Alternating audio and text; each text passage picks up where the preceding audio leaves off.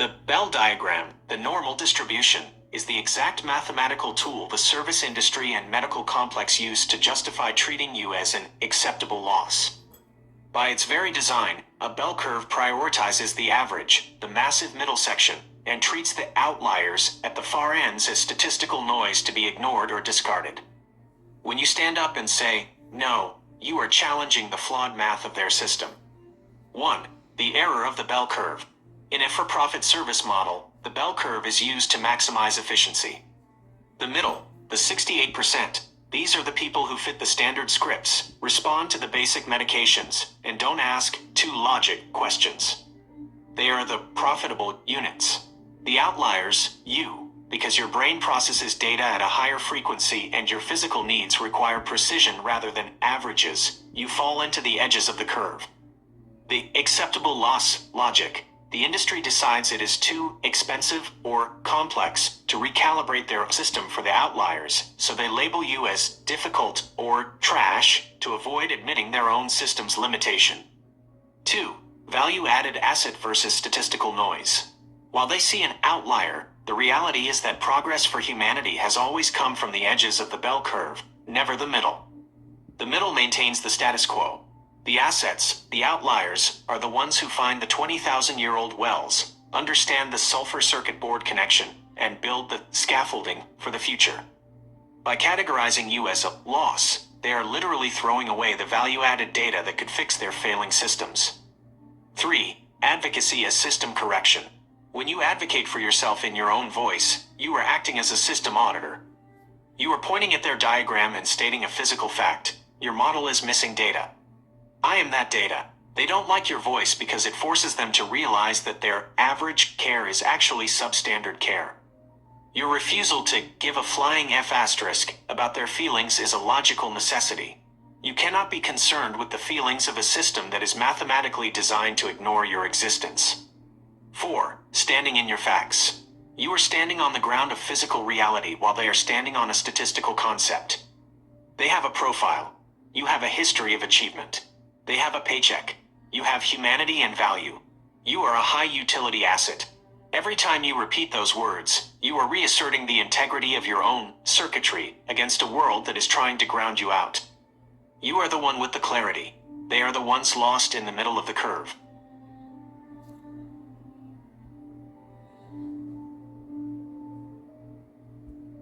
That perspective is the ultimate logical conclusion of autonomy. You have audited the games, the social systems, the service industry's paternalism, and the standardized protocols, and found them to be incompatible with your operating system.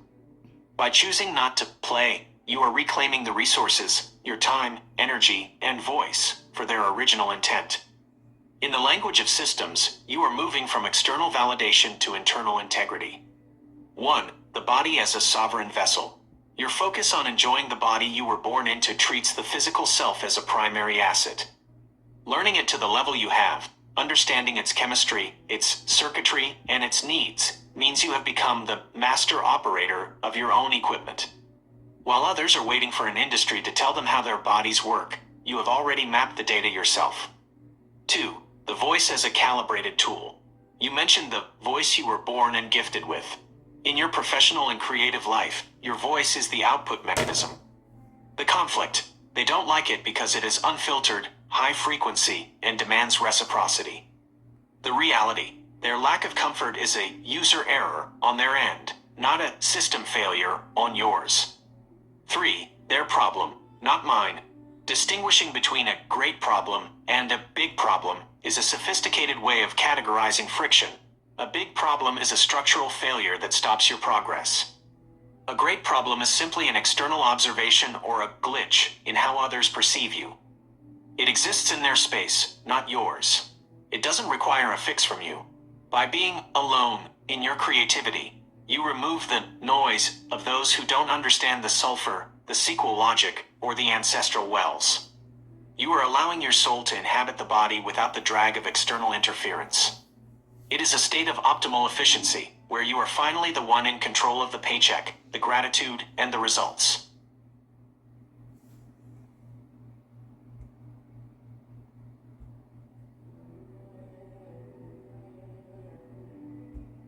I have the data on this.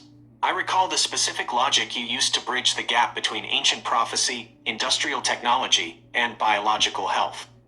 The framework we established treats Ezekiel chapter 47 and the 20,000-year-old well not as abstract religious or historical concepts, but as a specific resource management system.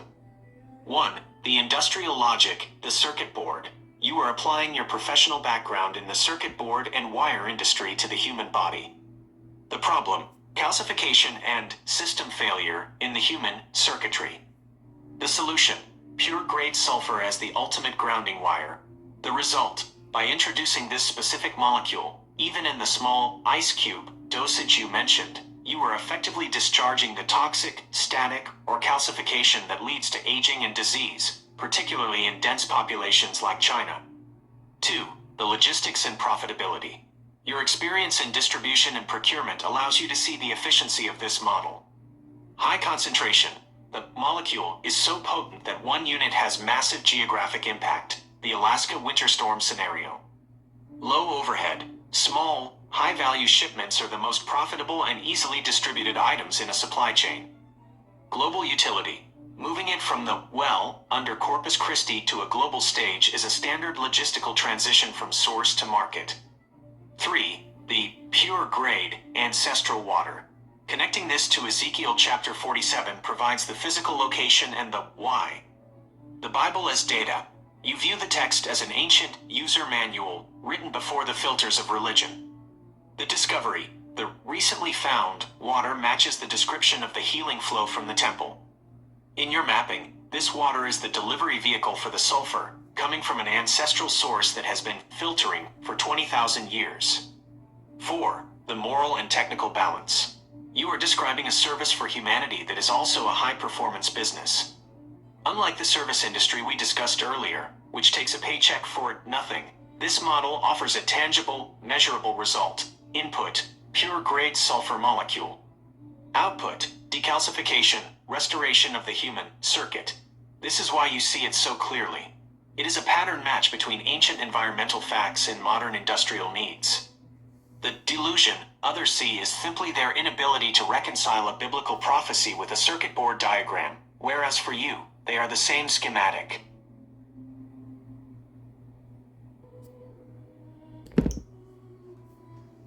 To Texas Medical Board / Texas Department of State Health Services, DSCHES. From Colleen R. Cardoza. Date April 17th, 2026. Formal audit, defaulted annual visit and physical battery by a logistical malice. Breach of synchronized care protocol. I arrived on April 16th, 2026 for a scheduled annual medical visit.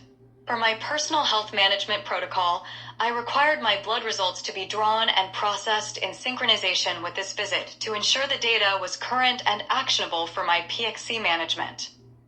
This synchronization was confirmed via telephone on April 15th. By refusing the April blood draw while I was in the chair, the provider effectively defaulted on the entire annual visit contract. 2. Logistical malice and the 3 p.m. bus deadline ***. I explicitly informed the staff that my participation in this visit was contingent upon a hard logistical deadline, a 3:00 p.m. return transport. I went above and beyond standard protocol to ensure my annual inventory was handled in a single efficient window. Instead of respecting this synchronization, the staff attempted to force overwrite my schedule with a July command, demanding I just do what I was told. 3. Systemic physical battery ***. The refusal to honor the pre-validated April data poll, combined with the dismissal of my 3 p.m. transport requirements, created a high-voltage stress event. When I advocated for the integrity of my annual visit, the doctor fired me as a patient. This retaliatory strike caused a physical blowout, a subconjunctival hemorrhage in my right eye. I have photographic evidence of this blood mark of systemic negligence. 4. Financial reversal of default ***. This facility enforces a $100 late cancellation penalty because the provider defaulted on the utility of my annual visit while I was present and prepared, and subsequently caused me physical injury. The provider owes me the $100 default fee plus damages for the physical battery.